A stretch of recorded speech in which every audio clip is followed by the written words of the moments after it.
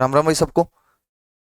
अब देखो, आपके 27 अप्रैल से पहले जो भी घटनाक्रम हुए ना, इन पे चर्चा करेंगे। पिछली क्लास हमारी शायद कब तक आई थी? 17 तारीख को। 17 को आई थी ना? 13 को आई थी क्या? ठीक है। ये लगभग आपके 17 के बाद का है। 13 वाले में अगले में जोड़ दूंगा, अगली क्लास आएगी उसमें। जो आपके मेन मेन बिंदु रहे हैं, जैसे एक तो नाम चर्चा में रहा था नईमा खातून। अभी हाल ही में नईमा खातून के चर्चा में रहने का रीजन क्या था? तो इनका चर्चा में रहने का रीजन था एएमयू की ये पहली क्या बनी है, कुलपति बनी है। एएमयू यानी अलीगढ़ मुस्लिम यूनिवर्सिटी। अलीगढ़ मुस्लिम मुस्लिम जो यूनिवर्सिटी है उसकी पहली महिला कुलपति कौन बनी है? नईमा खातून। इसको आप अंडरलाइन कर देना, नईमा खातून। कि नईमा खातून कौन है? तो ये अलीगढ़ मुस्लिम यूनिवर्सिटी की पहली महिला कुलपति है। ठीक है, ओके। अच्छा, कुलपति की अपॉइंटमेंट कौन करता है? कुलपति की नियुक्ति राज्यपाल द्वारा की जाती है, ये ध्यान में रखना। हाँ। फिर आपके अभी एक नाम आया है उसेन बोल्ट, एक नाम है क्रिस गेल।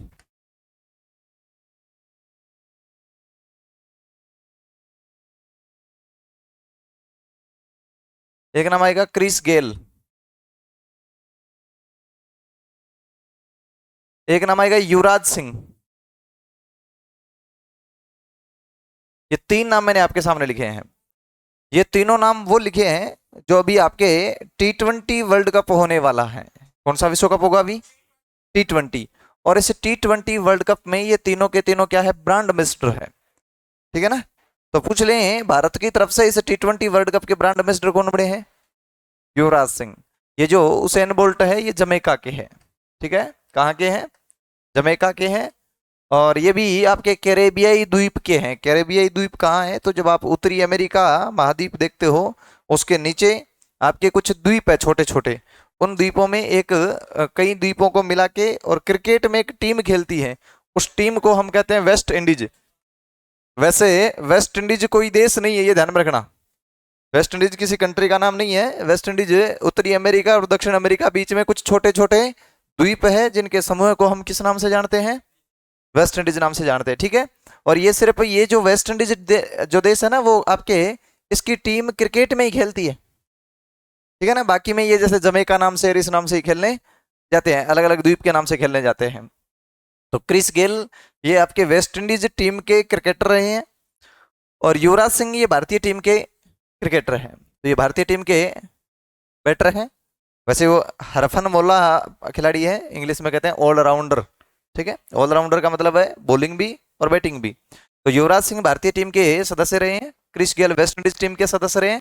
और उसेन बोल्ट जो है वो धावक है। विश्व में सबसे तेज गति से जोड़ने का जो रिकॉर्ड है वो उसेन बोल्ट के नाम था। ये जमैका के हैं। और अभी इन तीनों को जो अभी T20 वर्ल्ड कप होने वाला है इस वर्ष, उस T20 वर्ल्ड कप 2024 में ब्रांड एम्बेसडर बनाया है। ये जो T20 विश्व कप होगा उसका आयोजन कौन करवा रहा है? International cricket council. कौन करवा रहे हैं? International cricket council, ICC. जैसे एक नाम आएगा आपके ओलंपिक। क्या नाम आएगा? ओलंपिक का आयोजन इंटरनेशनल ओलंपिक कमेटी करवाती है। कौन करवाती है? International Olympic committee. और क्रिकेट का आयोजन करवाती है, जो इंटरनेशनल टूर्नामेंट होते हैं वो करवाते हैं इंटरनेशनल क्रिकेट काउंसिल। ठीक है। ये आपके ओलंपिक होते हैं 4 वर्ष से। कितने वर्ष से? 4 वर्ष से होते हैं। और इस बार जो आपके ओलंपिक होंगे वो होंगे 33वें। कौन से होंगे? 33वें ओलंपिक होंगे इस बार 2024 में।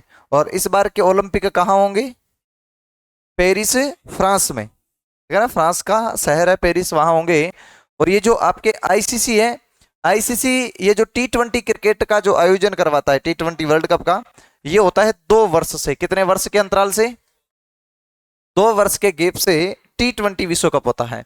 वनडे विश्व कप 4 साल से होता है, T20 विश्व कप है 2 साल से होता है। ठीक है। अभी वनडे विश्व कप भारत में हुआ था, ऑस्ट्रेलिया और भारत दोनों के मध्य फाइनल खेला गया था। तो वनडे विश्व कप तो अभी हाल ही में पूरा हुआ था। वनडे विश्व कप भारत में हुआ था। ठीक है ना? और T20 विश्व कप इस साल जो होने वाला है वो कहाँ होगा? तो ये होगा आपके यूएसए में। कहाँ होगा? यूएसए व वेस्ट इंडीज में। कहाँ होगा? यूएसए व वेस्ट इंडीज में होगा। ये लिखा हुआ भी है, देखो। T20 विश्व कप 2024 का आयोजन कहाँ होगा? यूएसए व वेस्ट इंडीज में होगा। ठीक है, अब मैंने कहा इस T20 विश्व कप का आयोजन करवाने वाली जो संस्था है उसका नाम क्या है? International cricket council, ICC. ये जो आईसीसी की बात करें तो ये स्टेब्लिश्ड कब है? 1909, 1909 में ये स्थापित है। और इसका मुख्यालय देखें तो मुख्यालय कहाँ है? दुबई। मुख्यालय कहाँ है? दुबई। और इसके अध्यक्ष कौन है? George Barclay. ये वर्तमान में इसके क्या है? अध्यक्ष है। तो ये बातें आपको ध्यान में रखनी है कि आईसीसी स्थापित कब हुआ था? 1909 में। आईसीसी के अध्यक्ष कौन है वर्तमान में? और आईसीसी का मुख्यालय कहाँ है? ठीक है, तो ये तीनों बातें ध्यान में रखनी। आईसीसी के अलावा एक आपको एसीसी भी ध्यान में रखना है, एशियन क्रिकेट काउंसिल। चर्चा करेंगे, पहले ये आप लिख दो। आईसीसी लिख दिया क्या? आईसीसी स्टेब्लिश्ड कब है? 1909। इसके वर्तमान आपके चीफ देखें, अध्यक्ष देखें तो जॉर्ज बार्कले है, और हेडक्वार्टर देखें तो दुबई। हटा दो इनको। ठीक है, अब सुनना, एक नाम आता है आपके बीसीसीआई, क्या नाम आता है? और एक नाम आता है एसीसी। बीसीसीआई ने भारतीय cricket control board, Indian cricket council board. ठीक है, और एसीसी है Asia cricket control, Asian cricket council. ठीक है, तीन बोर्ड हैं, आईसीसी, एसीसी और बीसीसीआई। विश्व का सबसे धनी बोर्ड जो है ना वो है बीसीसीआई। ये तो इंटरनेशनल प्रतियोगिता कराता है। इंटरनेशनल क्रिकेट की कितनी प्रकार की प्रतियोगिता होती है? तीन, एक तो टेस्ट, एक T20 और एक वनडे। ठीक है, टेस्ट प्रतियोगिता आज तक 2 बार हुई है। दोनों बार में भारत रनर अप रहा था, उप विजेता रहा था। पहली बार जो पहली बार जो वनडे विश्व कप आपके टेस्ट विश्व कप जो हुआ था, जिसको बोलते हैं टेस्ट चैंपियनशिप, क्या बोलते हैं? Test championship. तो जो टेस्ट चैंपियनशिप हुई थी उस टेस्ट चैंपियनशिप में भारत उप विजेता रहा था, न्यूजीलैंड विजेता रहा था। दूसरे में ऑस्ट्रेलिया विजेता रहा था और भारत उप विजेता रहा था। तो टेस्ट चैंपियनशिप आज तक कितनी बार हुई है? अभी तीसरी चल रही है। ठीक है, ओके।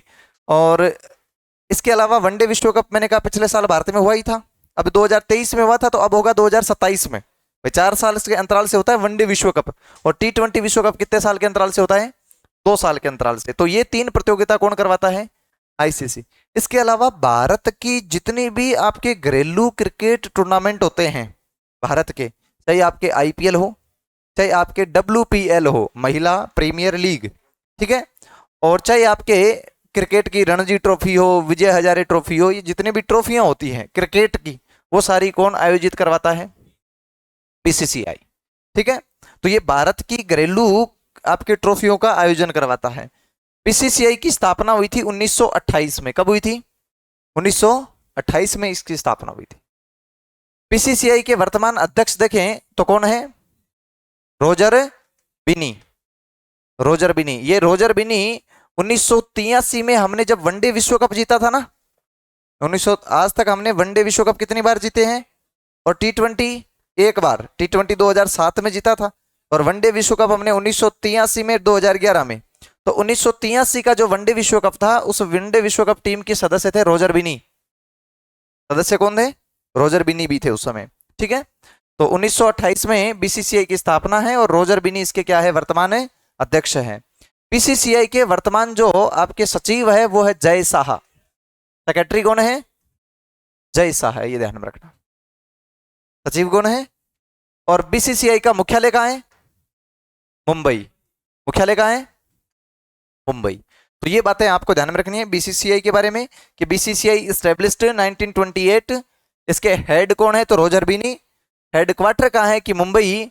और इसके चीफ या सॉरी सचिव या सेक्रेटरी बोले तो वो है जय शाह।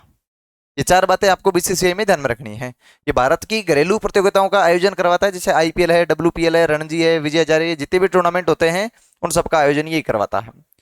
एसीसी की बात करें तो ये एशियन क्रिकेट काउंसिल है। इसकी स्थापना हुई थी 1983 में। कब हुई थी? 1983 में। इसका अध्यक्ष जो है वो है जय शाह। अध्यक्ष कौन है? जय शाह। चीफ कौन है इसके? जय शाह है। जो बीसीसीआई में सचिव है वो व्यक्ति वर्तमान में एसीसी का अध्यक्ष है। ठीक है, और इसका मुख्यालय कोलंबो में। मुख्यालय कहाँ है? कोलंबो में। कोलंबो कहाँ है?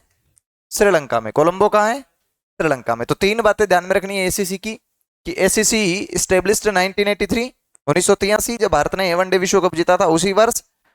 जय शाह इसके वर्तमान अध्यक्ष हैं और कोलंबो में इसका मुख्यालय है।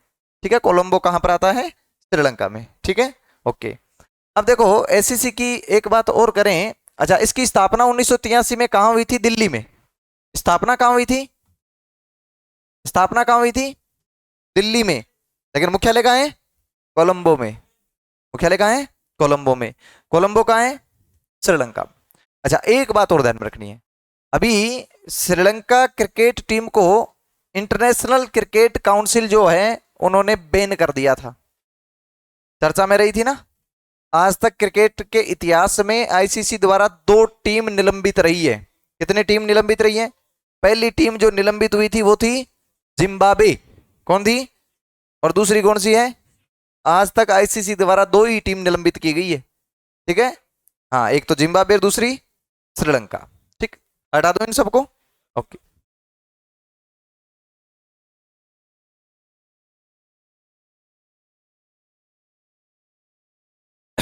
अब देखो अगली आपके बात दे रखी है, एक नाम है मोहम्मद सलीम।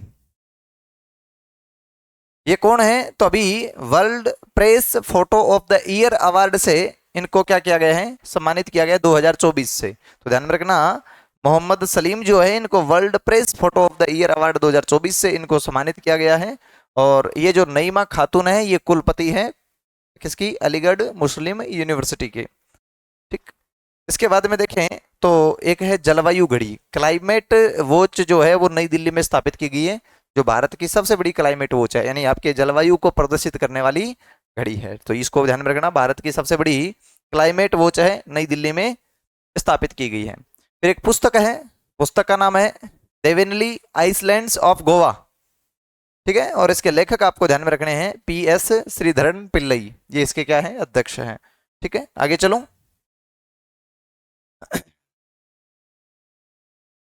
अब आपके 2-3 पुरस्कार दे रखे हैं, सुनना इनके बारे में। एक तो दे रखा है आपके, पहले दिवस देखते हैं।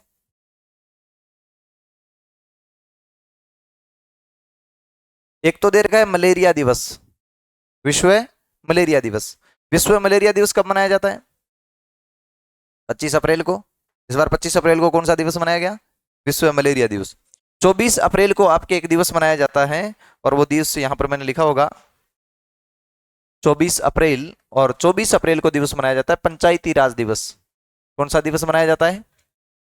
पंचायती राज दिवस। क्यों मनाया जाता है इसकी मैं थोड़ी सी हिस्ट्री बता दूंगा। पंचायती राज दिवस, ठीक है। तो 24 अप्रैल को पंचायती राज दिवस है, 25 अप्रैल को विश्व मलेरिया दिवस है। कौन सा दिवस है? मलेरिया दिवस है। और एक तारीख और लिखी पड़ी है 22 अप्रैल, और 22 अप्रैल को है विश्व पृथ्वी दिवस। विश्व पृथ्वी दिवस, वर्ल्ड अर्थ डे जो है वो आपके 22 अप्रैल को है। इसकी सबसे इंपॉर्टेंट जो बात है वो इसकी थीम है। इसकी क्या है? थीम है। थीम है ग्रह बनाम प्लास्टिक। ठीक है ना? हाँ, प्लेनेट वर्सेज प्लेनेट यानी ग्रह, जैसे ठीक है ना, प्लेनेट वर्सेज प्लास्टिक। ठीक है, तो हम जो भी आपके पृथ्वी को प्रदूषित करने के लिए जो भी प्लास्टिक दुरुपयोग करते हैं, उपयोग तो क्या ही करते हैं, दुरुपयोग करते हैं, जिससे हमारे पृथ्वी या हमारे जो भी ग्रह हैं वो प्रभावित होते हैं। तो इनसे बचाने के लिए है कि प्लास्टिक से आपके जितने भी ग्रह हैं उनको प्रदूषित न होने दिया जाए। तो इसके लिए इनकी जो इस बार की थीम है वो थीम इंपॉर्टेंट है। आपको पूछ लें विश्व पृथ्वी दिवस 2024 की थीम क्या थी, तो थीम क्या थी? Planet versus plastic. ठीक है, ये थीम थी। और विश्व पृथ्वी दिवस कब मनाया जाता है? 22 अप्रैल को। एक 18 अप्रैल भी कहीं मैंने लिखा, ये रहा, विश्व विरासत हेरिटेज, विश्व विरासत दिवस है ना, हेरिटेज, हेरिटेज डे है, वर्ल्ड हेरिटेज डे 18 अप्रैल। ठीक है, तो ये 4 दिवस मैंने आपको बताए हैं। 18 अप्रैल को तो विश्व हेरिटेज डे, 22 अप्रैल को विश्व पृथ्वी दिवस, 24 अप्रैल को पंचायती राज दिवस, और 25 अप्रैल को विश्व मलेरिया दिवस। चारों दिवस याद है? अब सुनना, 24 अप्रैल की मैं थोड़ी बातें करते हैं, लास्ट में कर लेंगे, पहले ये बातें और पढ़ लेते हैं। एक नाम है आपके लता दीनानाथ मंगेशकर पुरस्कार। ठीक है, देखो 2022 से ये पुरस्कार दिया जा रहा है। 2022 में सबसे पहले नरेंद्र मोदी को मिला था। आज तक ये पुरस्कार कितनी बार मिल चुका? 3 बार। अब कौन सा मिला है? तीसरी बार। पहला 22 में था, दूसरा 23 में था, तीसरा 24 में है। तो तीसरा लता दीनानाथ मंगेशकर पुरस्कार है। ठीक है, ये कब दिया गया है? 2024 में। और ये किसे दिया गया है? अमिताभ बच्चन को दिया गया है। किसे दिया गया है? अमिताभ बच्चन को। तो पूछ लें अभी अमिताभ बच्चन को कौन सा अवार्ड मिला है? तो अमिताभ बच्चन को कौन सा अवार्ड मिला है? लता दीनानाथ मंगेशकर पुरस्कार, जो इस बार की श्रृंखला का कौन सा पुरस्कार था?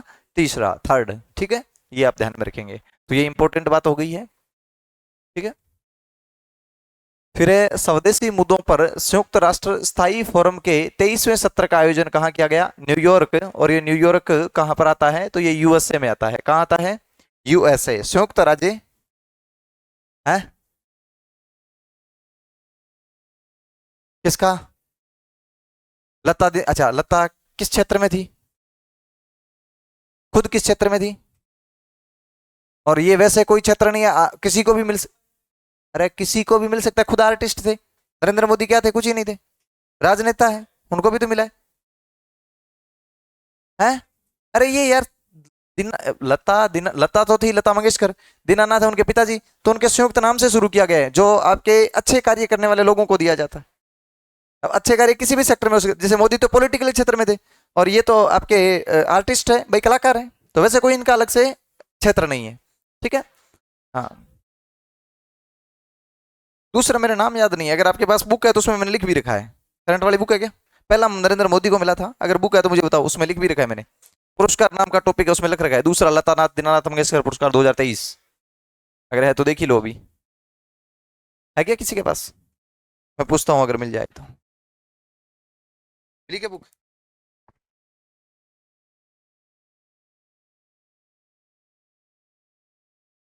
इसमें पुरस्कार नाम का जो टॉपिक है ना, उसमें दे रखा होगा कहीं।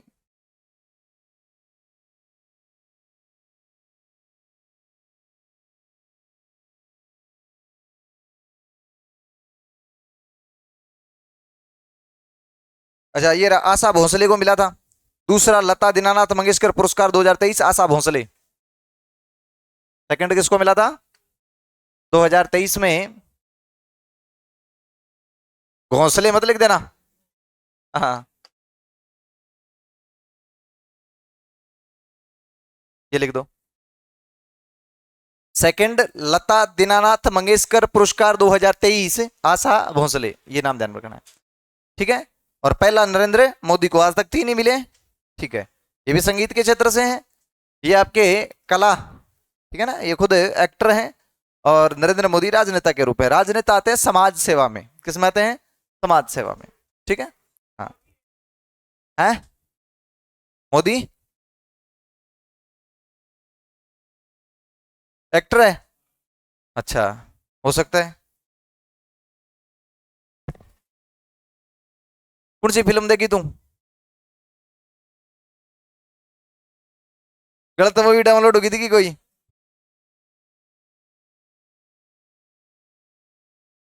अरे रुक जाओ, रुको रुको थे। फेसबुक या नॉलेज से ले बेटे, अपन ध्यान है।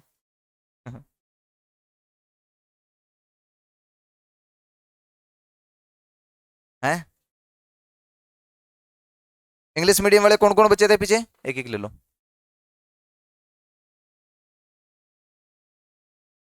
आप थे। और कौन थे? उनको देना पीछे। इधर कौन था? और कौन थे? आप थे। देंगे? मिल गया क्या? आपको मिल गया क्या?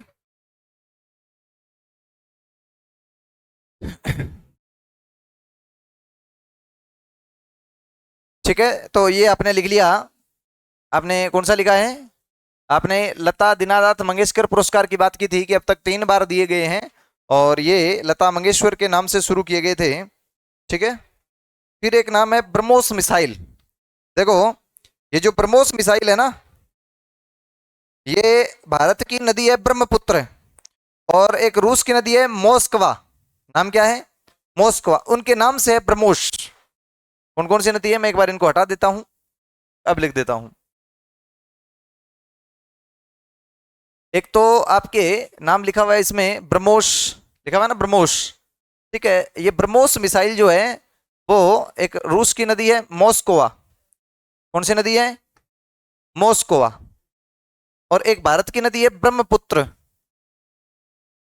ब्रह्मपुत्र। इन दोनों नदियों के नाम पर इस मिसाइल का नाम क्या है? ब्रह्मोस, ठीक है। ये ब्रह्मोस मिसाइल भारत और रूस ने निर्मित की है। रूस ने और भारत ने मिलकर ये मिसाइल बनाई है। किस किस ने मिलाई है? भारत ने और रूस ने मिलकर इस मिसाइल को बनाया है। और ये मिसाइल खरीदने वाला पहला देश कौन सा है? फिलीपींस। कौन सा है? फिलीपींस। तो भारत ने अभी हाल ही में फिलीपींस को कौन सी मिसाइल प्रोवाइड करवाई है? ब्रह्मोस, ये ध्यान में रखना, ठीक है। और ब्रह्मोस मिसाइल खरीदने वाला पहला देश कौन सा है? तो फिलीपींस ही है। किन देशों के आपके संयुक्त प्रयासों से ये मिसाइल बनाई गई है? तो रूस और भारत। इसका नाम ब्रह्मोस किन किन नदियों के नाम पे है? तो इनका नाम है मॉस्कोवा और ब्रह्मपुत्र नदी के नाम पे है, ठीक है। हाँ, ये निर्मित करने वाली भारत की जो संस्था है वो है DRDO। क्या है? DRDO, ठीक है। हाँ, मैं दे दूंगा।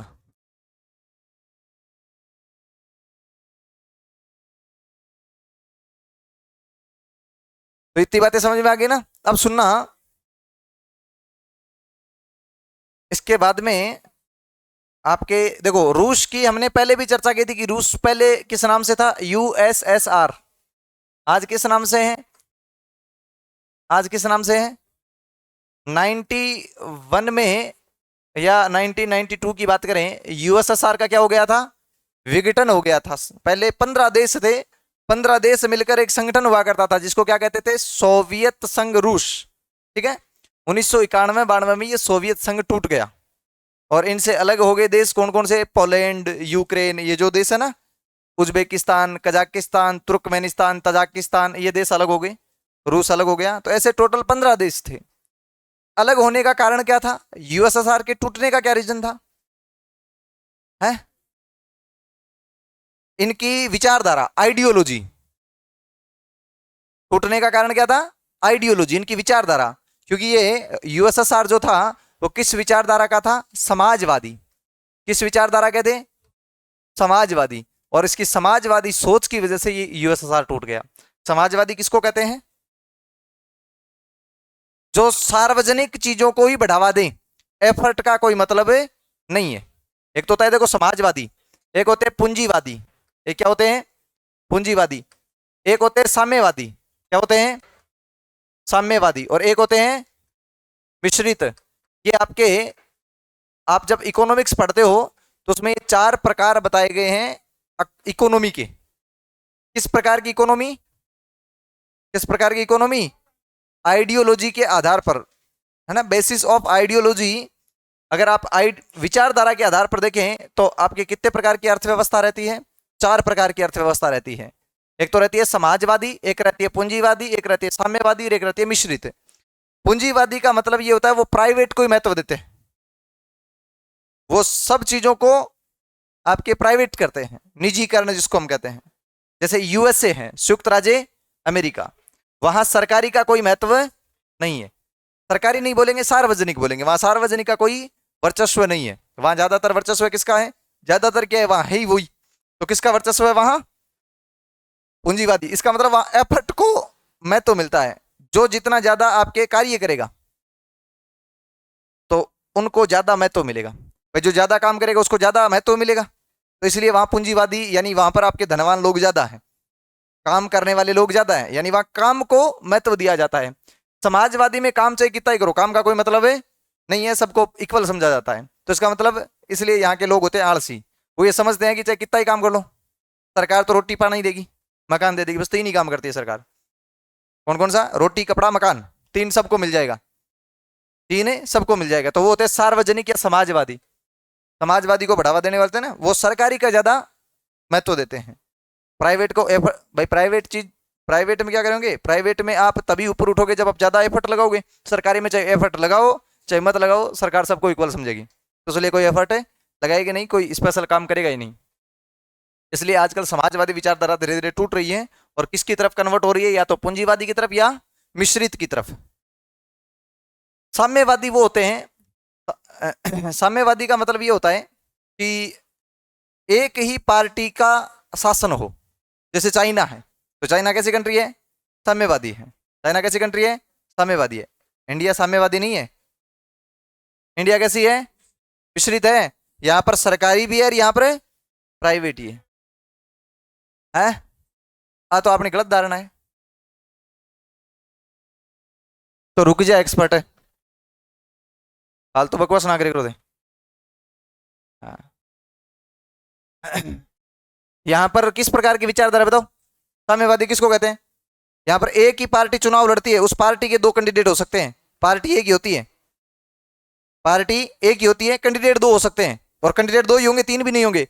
अब वहां सी जिनपिंग ने कह दिया कि बोले मैं ही होऊंगा आजीवन। पहले ये था कि एक व्यक्ति दो ही बार चुनाव लड़ सकता है। अब उन्होंने लिखवा दिया स्पेशल कि जब तक मैं हूं, मैं आजीवन चीन का राष्ट्रपति हूं। ठीक है ना, अब मेरे सामने कोई भी चुनाव नहीं लड़ेगा, तो आजीवन लिखवा दिया। साम्यवादी वो थे, साम्यवादी। ठीक है ना, इनकी कोई भी चीज लीक नहीं होती। देख लो कोरोना में कोई केस बाहर आया हो तो उन्होंने अंदर के अंदर ही निपटा दिए मामले, बाहर आने ही दिए। तो वो होते साम्यवादी, अपनी किसी भी चीज को बाहर नहीं आने देते। भारत मिश्रित है, यहाँ सरकारी स्कूल भी है, प्राइवेट भी है, सरकारी बस भी है, प्राइवेट भी है। तो वो होते क्या होते हैं, मिश्रित। तो भारत अब मिश्रित है। रूस कैसा है, मिश्रित। रूस कैसा है, लेकिन यूएसएसआर कैसा था, समाजवादी, नोट पूंजीवादी, समाजवादी। कैसा था, समाजवादी। ठीक है, ये आपको ध्यान में रखना। फिर देखो, एक है आर्टेमिस समझौते। देखो अभी स्वीडन जो है ना, एक समझौता हुआ है जिसको नाम दिया गया आर्टेमिस समझौता, और इस समझौते में शामिल होने वाला कौन सा देश हो गया है, 38। इससे पहले मैंने एक शायद नाम पढ़ाया था, सेंगोन क्षेत्र, पढ़ाया था क्या? पिछला पेज है क्या आपके पास, है क्या? उसमें देखो लिखवाया था मैंने शायद सेंगोन क्षेत्र, एक नाम लिखवाया था सेंगोन क्षेत्र, लिखवाया था ना, सेंगोन एरिया, सेंगोन क्षेत्र। उस पेज में आपने लिखा था कि सेंगोन एरिया क्या है, कि यूरोप महाद्वीप के जो आपके 25 देश और उसके अलावा 4 देश और है, टोटल 29 देशों का जो समूह है, उसको क्या का नाम दिया गया है।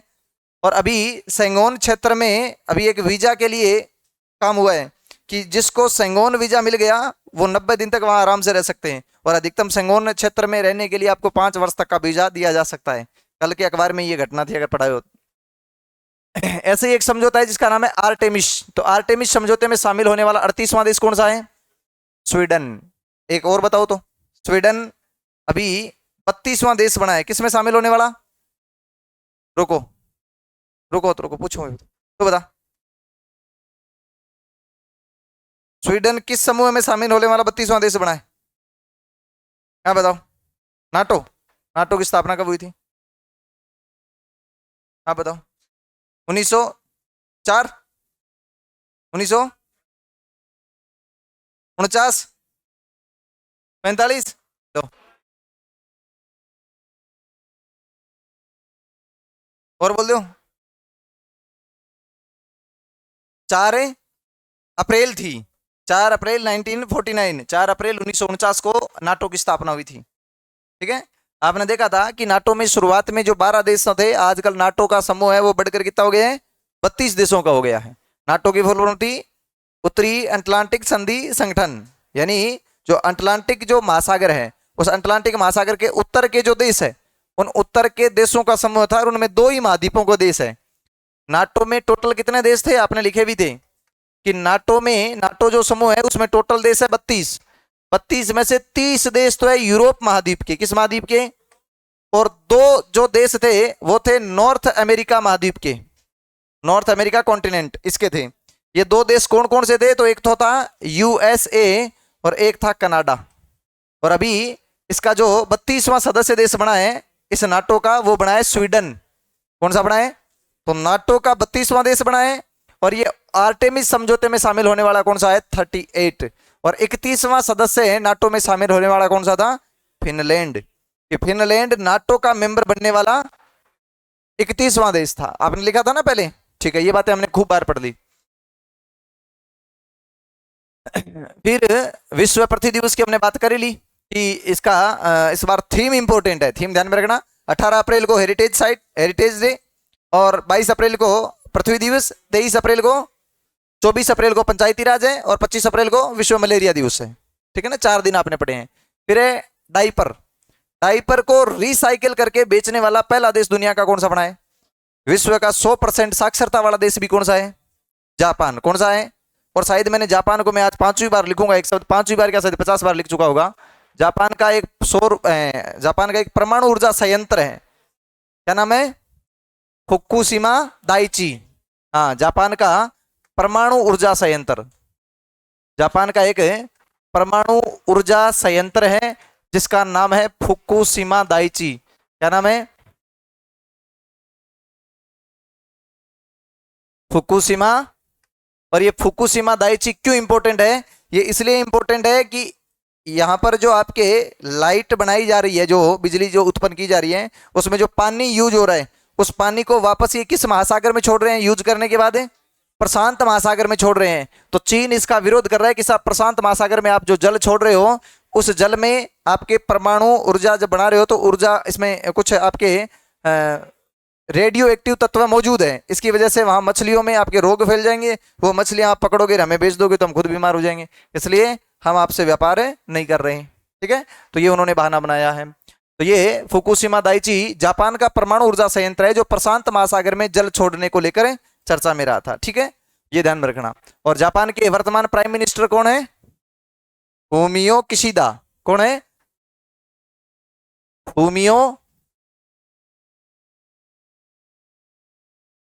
Fumio Kishida. ये वर्तमान में जापान के क्या है? प्राइम मिनिस्टर है। जापान की राजधानी क्या है? टोक्यो। क्या है? और पिछली बार टोक्यो में क्या हुए थे? ओलंपिक। कब हुए थे? 2000। देखो, टोक्यो जापान की राजधानी है ना, जो टोक्यो, यहां पर आपके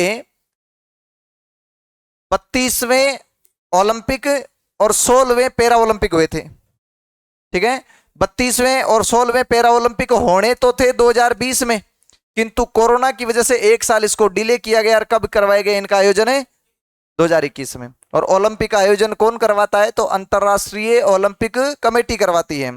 और अगला जो ओलंपिक होगा वो होगा 33वां, और पैरा ओलंपिक होगा 17वां। ओलंपिक तो कौन सा होगा? 33वां। और पैरा ओलंपिक कौन सा होगा?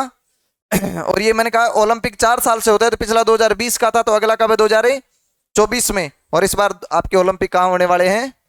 पेरिस में। कहां होने वाले हैं? और उस ओलंपिक में भारतीय दल के ध्वजवाहक कौन होंगे? युवराज सिंह तो T20 के ब्रांड एम्बेसडर है, अभी विश्व कप होगा भारत की तरफ से। बताओ बताओ। हाँ, कौन सी? शरत कमल अंचता। उसके आपके उद्घाटन समारोह के ओपनिंग सेरेमनी जो होगी, उसके ध्वजवाहक कौन होंगे? भारत की तरफ से कौन होंगे? शरत कमल अंचता। ये किस खेल से रिलेटेड है? किस खेल से? बैडमिंटन। किस खेल के हैं? और इनको 2023 में एक अवार्ड मिला था, मेजर ध्यानचंद खेल रत्न अवार्ड, जो भारत का खेल के क्षेत्र में दिया जाने वाला सबसे बड़ा अवार्ड था। तो बताओ, इस बार मेजर ध्यानचंद खेल रत्न अवार्ड किसे मिला है? सात्विक साईराज और चिराग शेट्टी, 2 खिलाड़ियों को मिला है। ठीक है ना, इसकी राशि कितनी है? मेजर ध्यानचंद खेल रत्न 25 लाख रुपए। तो ये बातें आपको ध्यान में रखनी है। ठीक है, तो ध्यान में रखना, डायपर रिसाइकल कर बेचने वाला दुनिया का पहला देश कौन सा है? जापान। विश्व में 100% साक्षरता वाला देश है। विश्व में 100% साक्षरता वाला देश है। भारत की साक्षरता कितनी है? 73। कितनी है? 73, 73%। ये हटा दो ना। देखो, भारत की साक्षरता है 73%। कितनी है? 73%। ये ध्यान में रखना है। भारत में सर्वाधिक साक्षरता केरल में, सर्वाधिक पुरुष साक्षरता केरल में, सर्वाधिक महिला साक्षरता केरल में, सबसे कम साक्षरता बिहार में, सबसे कम पुरुष साक्षरता बिहार में, और सबसे कम महिला साक्षरता भी बिहार में। ठीक है, हाँ। तो भारत की लिटरेसी जो है, भारत की जो साक्षरता है वो 73 है। ठीक है, ये आप ध्यान में रखेंगे। अब देखो, एक खिलाड़ी का नाम है नोवाक जोकोविच। खिलाड़ी का नाम क्या है? और ये किस देश के खिलाड़ी है? सर्बिया। किस देश के खिलाड़ी हैं? सर्बिया। और इनका खेल है लॉन टेनिस। खेल कौन सा है? लॉन टेनिस, लंबे मैदान में जो टेनिस का मैच होता है उसमें खेलते हैं। जैसे भारत में सानिया मिर्जा थी, जैसे भारत के रोहन बोपन्ना है ना। हाँ, तो नोवाक जोकोविच जो है वो सर्बियाई प्लेयर हैं, सर्बियाई टेनिस खिलाड़ी हैं। अभी हाल ही में इन चर्चा में रहने का कारण क्या है कि देखो एक पुरस्कार है, विश्व का सबसे बड़ा पुरस्कार है, उसका नाम है Laureus world sportsman of the year award. ये प्रत्येक साल दिया जाता है। इनको ये अवार्ड 5वीं बार मिला है। कौन सी बार मिला है? तो 2024 में इनको कौन सा अवार्ड मिला है? तो Laureus world sportsman of the year award मिला है। किसको मिला है? नोवाक जोकोविच को। नोवाक जोकोविच कौन है? तो ये सर्बिया के टेनिस प्लेयर हैं। समझ में आ गई बात? ठीक है।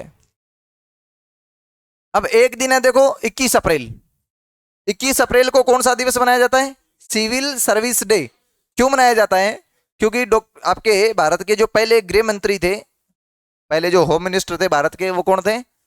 सरदार वल्लभ भाई पटेल। तो सरदार पटेल ने 21 अप्रैल 1946 को भारत की जो सिविल सर्विस है उनको पहली बार संबोधित किया था। इस वजह से 21 अप्रैल को हम प्रत्येक वर्ष क्या मनाते हैं? सिविल सर्विसेज डे मनाते हैं 2006 से।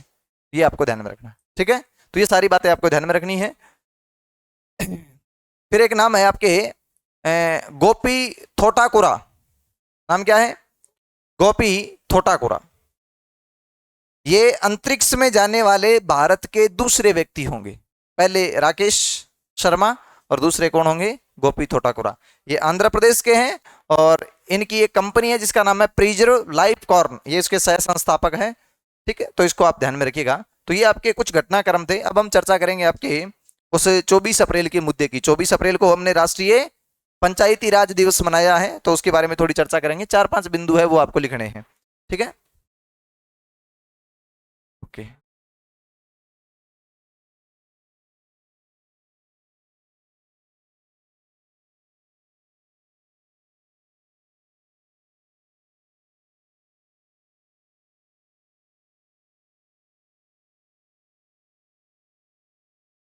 होम कहां से होगा इसका?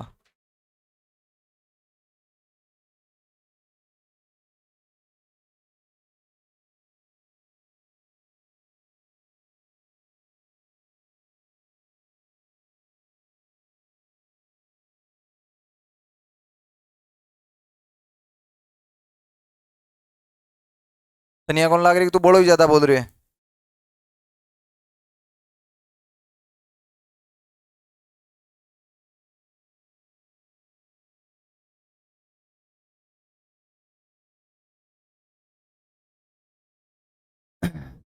24 अप्रैल को कौन सा दिवस मनाते हैं? राष्ट्रीय पंचायती राज दिवस।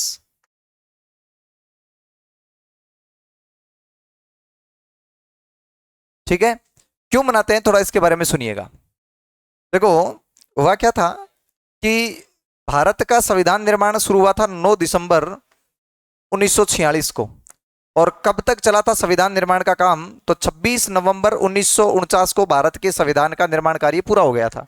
ये जो समय अवधि थी वो समय अवधि थी 2 वर्ष 11 माह 18 दिन।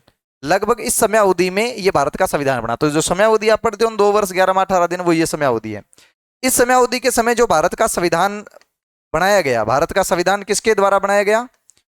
तो भारत का संविधान बनाया था संविधान सभा ने। किसने बनाया था? भारत का संविधान बनाया था, भारत का जो कॉन्स्टिट्यूशन है वो कॉन्स्टिट्यूशन कमेटी के द्वारा बनाया गया, संविधान सभा के द्वारा इसको निर्मित किया गया। और इस संविधान सभा में टोटल मेंबर थे 389। कितने मेंबर थे? 389 सदस्यों ने भारत का संविधान बनाया, ठीक है। अब जब संविधान बनाया तो इस संविधान में 2 सरकारों का उल्लेख किया गया। कितनी सरकारों का उल्लेख किया गया? 2 सरकारों का उल्लेख किया गया। एक सरकार तो बनाई उन्होंने संघ सरकार, यानी सेंट्रल गवर्नमेंट, संघ सरकार, और एक बनाई इन्होंने स्टेट गवर्नमेंट यानी राज्य सरकार।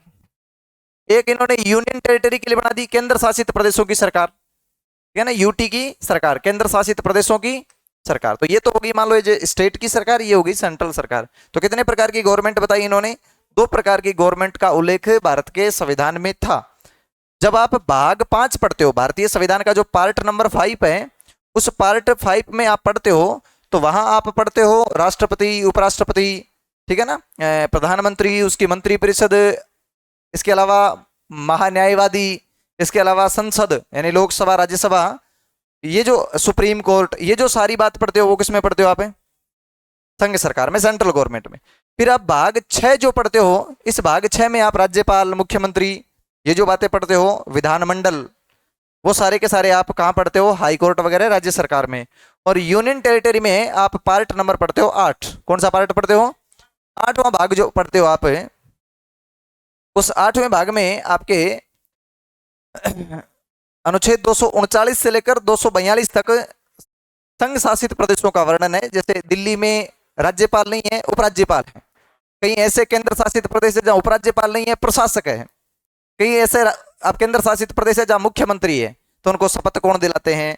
इन सब का जो आपके प्रोसीज है वो यहाँ उल्लेख था। तो इसका मतलब कितने प्रकार की गवर्नमेंट का उल्लेख था? 2, एक तो स्टेट गवर्नमेंट और एक सेंट्रल गवर्नमेंट। अब हुआ क्या, इस संविधान सभा में कईयों ने ये कहा कि आप लोकल गवर्नमेंट भी बनाओ। क्या बनाओ? तो डॉक्टर भीमराव अंबेडकर ने मना कर दिया कि लोकल गवर्नमेंट नहीं बनाएंगे। क्यों नहीं बनाएंगे? क्योंकि अभी राजा महाराजाओं का शासन है। तो अगर लोकल गवर्नमेंट बनाई तो गांव में चुनाव होंगे सरपंच के, तो सरपंच कौन बनेगा? राजा महाराजा। तो वापस राजा महाराजाओं के शासन हो गया। और हम संविधान इसलिए बनाए कि राजा महाराजाओं से छुटकारा मिले। तो उन्होंने संविधान में लोकल गवर्नमेंट का उल्लेख नहीं किया। उन्होंने भारतीय संविधान का एक अनुच्छेद था, अनुच्छेद 40, ये जब आप नीति निर्देशक तत्व पढ़ते हो ना, डीपीएसपी, तो उसमें है कि जब राज्य सरकारों को ये लगे कि अब ठीक है, राज्य सरकार ये लगे कि अब ठीक है भारत की शासन व्यवस्था और अब लोकल गवर्नमेंट बना देनी चाहिए, तो उनको लोकल गवर्नमेंट गठन करने की ऑथराइज है, उनको छूट है। तो अनुच्छेद 40 के तहत आप लोकल गवर्नमेंट का गठन कर सकते हो, ऐसा प्रावधान कर दिया गया। तो इसी अनुच्छेद 40 को आधार मानते हुए एक व्यक्ति थे जिनका नाम था पंडित जवाहरलाल नेहरू। पंडित जवाहरलाल नेहरू उस समय भारत के प्रधानमंत्री थे और इन्होंने 1952 में एक कार्यक्रम चलाया और उस कार्यक्रम का नाम था सामुदायिक विकास कार्यक्रम। कार्यक्रम का क्या नाम था? सामुदायिक विकास कार्यक्रम। यह सामुदायिक कार्यक्रम क्यों चलाया गया? तो पंडित जवाहरलाल नेहरू के द्वारा 2 अक्टूबर 1952 को जो सामुदायिक विकास कार्यक्रम शुरू किया गया था, इस कार्यक्रम के शुरू करने के 3 उद्देश्य थे। कितने उद्देश्य थे? 3 उद्देश्य। क्यों थे? क्या क्या थे 3 उद्देश्य? एक तो जो गांव के लोग हैं, अरे रुक जा रहे, बाहर निकल जाना, हाल तो पंचायती करे। एक तो आपके था कि गांव के लोग हैं वो आपके सरकारी जो योजना है उन सरकारी योजनाओं को लाभ ले। एक तो ये उद्देश्य था कि गांव के लोग हैं वो सरकारी योजनाओं के बारे में जानते नहीं है, तो सरकारी योजनाओं के बारे में वो जाने। ये कौन बताएंगे? तो ये सामुदायिक विकास कार्यक्रम के तहत सरकारी कर्मचारी गांव में घूम फिर कर बताएंगे। दूसरा ये बताया कि जो नौकरी है ना, सरकारी नौकरी, लोग सरकारी नौकरी चाहते ही नहीं है और 2010 से पहले अब भी नहीं चाहते थे। ये तो 2010 के बाद में जब छोरियां मिलनी कम हो गई तब नौकरी के पीछे हाथ धोके पड़े कि पहले नौकरी फिर छोकरी, है ना। हाँ, अब तो शेखावटी में तो ये स्थिति हो रही है कि छोरी कोई खिलाना ना कौन दे, तो हाँ, तो ब्याह की तो बहुत दूर बात है बिना नौकरी। हाँ है, तो बिहार वाला किता दसी तो हाँ खाने कोई है ना सिक्करों बता घरों बाहर कौन जाना, रसिया तो बहुत दूर है। हाँ हाँ, ताने ने बेची है रसिया ना, ध्यान रखिया। हाँ, तो दूसरा ये उद्देश्य था कि सरकारी नौकरी में लोगों की भूमिका बढ़ेगी तो लोग जानकार होंगे। और तीसरा जो है ना, तीसरा मसला ये था कि आप राजनेता बनो। क्या बनो? तो 3 मेन मुद्दे थे। इन 3 मेन मुद्दों को ध्यान में रखा गया कि गांव के लोगों को समझाओ कि राजनीति में आप पार्टिसिपेट करो, गवर्नमेंट जॉब में पार्टिसिपेट करो, और जो आपके सरकार जिन स्कीम को सरकार ने चला रखी है उन स्कीम का आप लाभ उठाओ, बेनिफिट उठाओ। तो इसके लिए कौन सा कार्यक्रम चलाया? और सामुदायिक कार्यक्रम में सरकारी कर्मचारी घरों में गांव में जा जाके बता रहे थे कि आप ऐसे ऐसे काम करो और इनका लाभ ले आप। लेकिन ये 5 साल तक ये कार्यक्रम चला। कितने वर्ष तक चला? 5 वर्ष तक कार्यक्रम चला और कार्यक्रम रहा फ्लॉप। कार्यक्रम क्या रहा? असफल रहा। तो कार्यक्रम के असफल क्यों रहा? अब जवाहरलाल नेहरू ने क्या, मैंने करोड़ों रुपए खर्च कर दिए लेकिन गांव के लोगों को समझ में नहीं आई बात, ये असफल क्यों रहा? तो उन्होंने, गुजरात का एक व्यक्ति था बलवंत राय मेहता, नाम क्या था? राय देने में गुजराती लोग आगे हैं, तो बलवंत राय मेहता, बलवंत राय मेहता, बलवंत राय मेहता को बुलाया। ये बलवंत राय मेहता बाद में गुजरात के मुख्यमंत्री भी बने थे। और जब 1965 में भारत और पाकिस्तान का युद्ध हुआ था, उस युद्ध में ये हेलीकॉप्टर लेके युद्ध का दृश्य देखने गए थे, क्या चल रहा है, तो किसी ने रीस में आके दे दिया, हेलीकॉप्टर सही थी, राम नाम सत्य। तो भारत के एकमात्र ऐसे मुख्यमंत्री रहे हैं जो भारत पाकिस्तान युद्ध में मरे हैं, ये बलवंत राय मेहता थे। एक नाम आएगा बलवंत सिंह मेहता, वो हमारे मेवाड़ के, उदयपुर के, वो अलग है। तो बलवंत राय मेहता को बुलाया कि यार मैंने करोड़ों रुपए खर्च कर दिए, लेकिन ये सामुदायिक विकास कार्यक्रम से लोगों को कोई फर्क ही नहीं पड़ा। क्यों नहीं पड़ा ये तू बताएगा, रिसर्च करेगा। तो बलवंत राय मेहता गांव में गए। इन्होंने गांव में देखा कि यार गांव में आपने भेजा किसको था, कि सरकारी कर्मचारियों को, कि बस यही कमी कर दी। सरकारी कर्मचारी गांव में जाएंगे बताने के लिए, और गांव के लोग सरकारी कर्मचारी से डरते थे। आज भी गांव में अगर पुलिस चल जाए तो गांव के लोग डरते हैं कि पुलिस क्यों आ गई। मैं बता सकते थोड़ा सा उद्योगनगर का आकर निकले थोड़ा सा तो कौन रोज को मैं जानू था ने। हाँ तो गांव के लोग सरकारी कर्मचारी से डरते थे, इसलिए जैसे ही सरकारी कर्मचारी घर में आए लोगों ने गेट बंद कर लिए। तो स्कीम बताएं किसको। अब गांव में जिस घर तक गए पैसे तो लग गए, गाड़ी लेके गए, खर्चा किया, पैसे तो लग गए। तो 5 साल में पैसे तो खूब लगे, लेकिन पैसे को आप इंप्लीमेंट नहीं कर सके आपके प्रयोजन, आपके उस प्रोजेक्ट को बताने में। तो बलवंत राय मेहता ने कहा कि साहब आपने ये चूक कर दी, सरकारी कर्मचारियों को आपने गांव में भेजा था और सरकारी कर्मचारी इस बात को बता नहीं पाए क्योंकि गांव के लोगों ने एंट्री नहीं होने दी। तो बोले तो क्या करूं। तो आप ऐसे करो, आप गांव के लोगों को बताने के लिए गांव का व्यक्ति अपॉइंट कर दो। ऐसे करो आप, है ना, आप लोकल गवर्नमेंट को, उन्होंने कहा कि आप 3 भागों में बांट दो,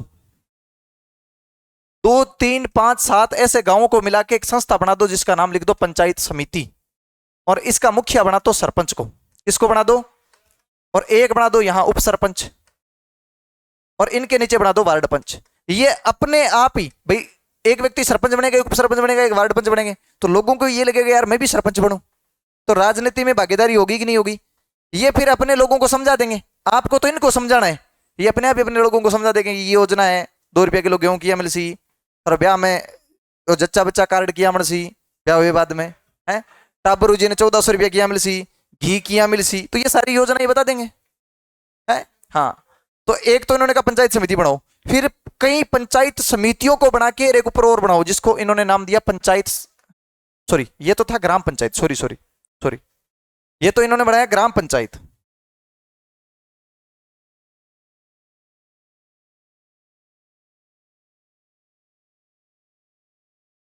ये तो था ग्राम पंचायत, कई गांवों को मिला के एक संस्था बना दी ग्राम पंचायत, और एक बनाई पंचायत समिति। पंचायत समिति कई ग्राम पंचायतों को मिला के बनाई, तो यहां का जो हेड होता था वो था प्रधान, एक बना दो उप प्रधान, और एक बना दो यहां पर सदस्य मेंबर, जिसको हम कहते हैं पंचायत समिति सदस्य, ठीक है ना, ब्लॉक मेंबर बोलते हैं, ठीक है। और तीसरा आप बना दो जिले पर जिला परिषद, और जिला परिषद का एक बना दो हेड, एक तो जिला प्रमुख बना दो, एक उप जिला प्रमुख बना दो, एक सदस्य बना दो, ये बना दो। इसे कहा गया त्रिस्तरीय पंचायती राज। कि पंचायती राज को कितने भागों में बांट दो, 3 भागों में बांट। ये बलवंत राय मेहता ने कहा, ये जवाहरलाल नेहरू के दिमाग में बात बैठ गई, यार आदमी बात ठीक कर रहा है। तो इन्होंने इस पंचायती राज की अवधारणा को ध्यान में रखते हुए 2 अक्टूबर 1959 को भारत में पंचायती राज की स्थापना कर दी। और भारत में पंचायती राज की स्थापना कहां से की, नागौर से, तो इसका मतलब है राजस्थान से। कहां की, और आपने आजकल नाम सुना होगा ज्योति मिर्दा, उस समय ज्योति मिर्दा के दादाजी थे नाथुराम मिर्दा, वो उस समय राजस्थान के ग्रामीण पंचायत के मंत्री थे, तो उन्होंने इस समय स्थापना करवाई थी इसकी। अभी तो लिखा मैंने, ये क्या है आगे है।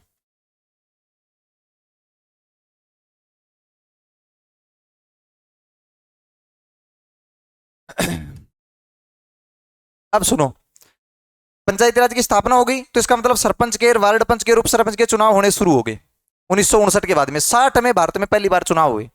कब हुए, अब अगली बार चुनाव हुए 65 में, फिर अगली बार चुनाव हुए 78 में। तो इसका मतलब कभी तो चुनाव हुए 5 साल से, कभी चुनाव हुए 15 साल से, कभी चुनाव हुए 3 साल से, समझ गए ना। तो चुनाव फिक्स नहीं थे, कभी 3 साल से हो जाते थे, कभी 15 साल से हो जाते थे। तो भारत में अलग अलग समय प्रधानमंत्री बने, तो उन्होंने कहा किस प्रकार से व्यवस्था करें कि भारत में पंचायती राज है, इनको लाभ ठीक से मिले, गांव के लोगों को ठीक से लाभ मिले। तो सबने अपने अपनी राय दी भाई, अलग अलग कमेटियां बड़ी। फिर एक कमेटी आई, उस कमेटी ने कहा कि साहब आप एक काम करो, आप ऐसे करो पंचायती राज के चुनाव फिक्स टाइम पे कराओ, जैसे लोकसभा के 5 साल से होते हैं, विधानसभा के 5 साल से होते हैं। तो बोले कैसे कराएं कि पंचायती राज को अपने संविधान में तो दर्जा ही नहीं दे रखा, और संविधान में ये लिख दो कि सरपंच के चुनाव 5 साल से होंगे, वार्ड पंच के चुनाव 5 साल से होंगे, लिख दो। तो ये पंचायती राज को संविधान में दर्जा दिलाने का सबसे पहला प्रयास जो किया था ना, संविधान में दर्जा देने का पहला प्रयास किसने किया था? राजीव गांधी ने किया था।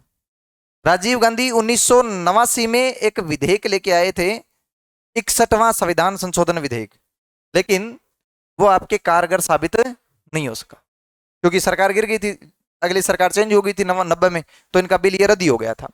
बाद में क्या हुआ कि अलग अलग समय और प्रधानमंत्री तो बने, तो एक व्यक्ति थे आपके 1991 से 1996 में भारत के प्रधानमंत्री कौन थे? पीवी नरसिम्हा राव। पीवी नरसिम्हा राव जब प्रधानमंत्री थे तो इन्होंने भारत की संसद में एक प्रस्ताव पारित करवाया, 73वां संविधान संशोधन विधेयक। और इस 73वें संविधान संशोधन विधेयक के द्वारा 1992 में यह बिल आया, और 24 अप्रैल कितने तारीख को?